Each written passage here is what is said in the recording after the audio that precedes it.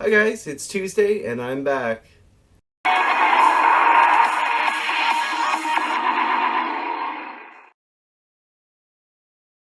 Alright, so sorry about last week, guys. I had a lot going on with my family, a lot of personal stuff happening. Unfortunately, I wasn't in the headspace at all last week to do the karaoke thing. Things are good now. By the way, the guys did amazing last week. If you didn't get a chance to check it out, I highly recommend it. So this week we're doing the Q&A week again. First question of this week: what are my biggest pet peeves? Ignorant, rude people. I can't stand people that don't use manners, that are just unnecessarily rude and have these expectations on people. Like I deal with the public, a lot of customers.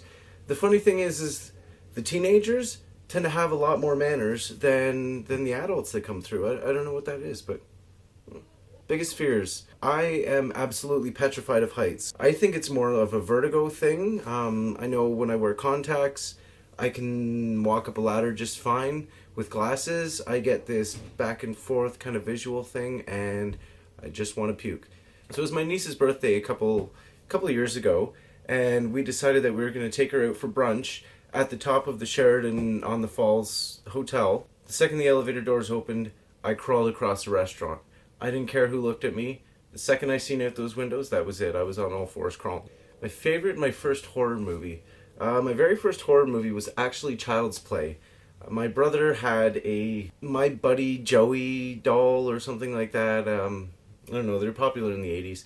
And we had a babysitter once. It was a friend of my oldest brother, and he decided to play a prank on us, let us watch Child's Play, and then put a knife in his hand and woke us up in the middle of the night. Scariest thing I ever experienced as a child. A favorite horror movie?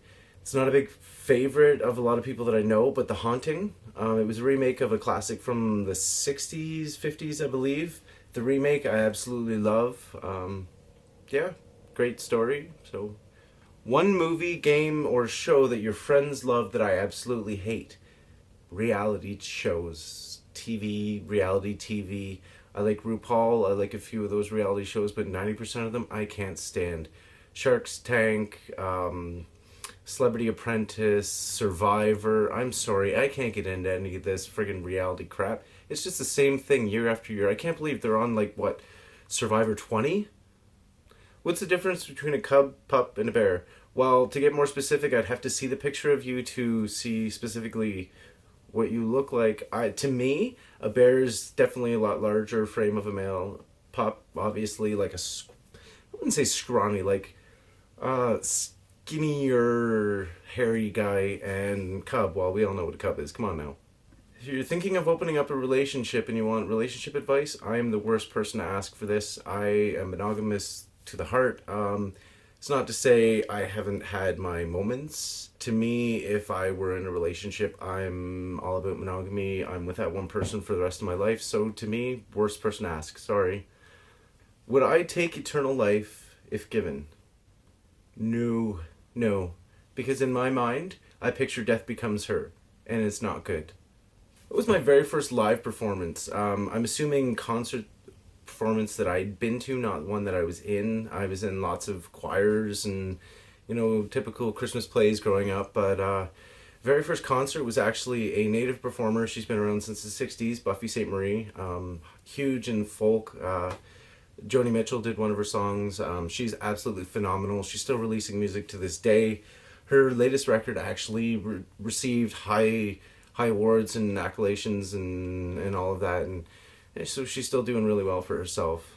Secret talent that I have, well, it's actually the reason why my niece calls me Uncle Funny, and there's much debate to this whether it's a squirrel or a dolphin noise, but here it is.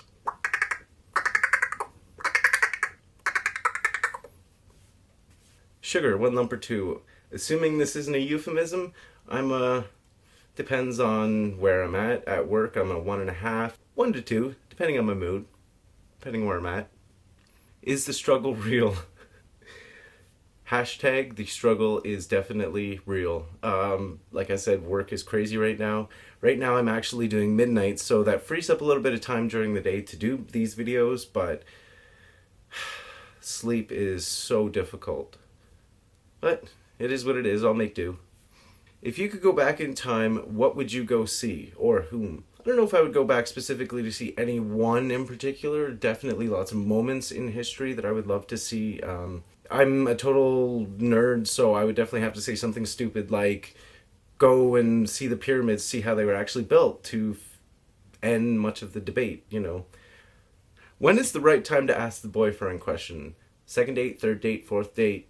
I'm single. I haven't had a date in a while, so I'm probably, again, the worst person to ask this. I don't know. I'm so socially awkward on dates, it's not even funny. So, not a clue. Good luck. All right, and the final question here is to describe the Den boys in one word.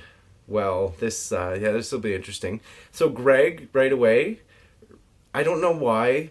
Don't hate me for this, but the first word that came to mind was Winnie from Hocus Pocus, and I don't know why. Maybe it's the laugh. Okay, yep. So Winnie.